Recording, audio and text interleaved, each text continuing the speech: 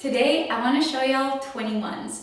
It's a fun little bicep exercise, and it's basically we're splitting it up into the bottom portion, the top portion, and full range of motion. So 7, 7, 7 will equal 21, so you can call them 7 curls, 21s, whatever you prefer. But what we're going to do first is we're going to do 7, the bottom portion, then we're going to do 7, the top portion, and then we're going to do 7, full range. So we'll grab our little weights here. And starting out, we'll go 7 from the bottom to halfway up.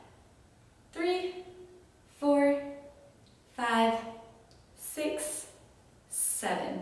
And then from halfway to all the way, I'll also change the angle here so you guys can see that. So again, halfway to all the way. 1, 2, 3, 4, 5, 6, 7. And then we got full range. So we're going to go all the way down, all the way up. 1, 2, 3, 4, 5, 6, and 7. It's fun. I like it. It's a little different, little burner at the end there if you guys like that. If you have any questions at all, please feel free, leave them in the comments. Thanks for watching, and I'll see you guys next time. Bye guys.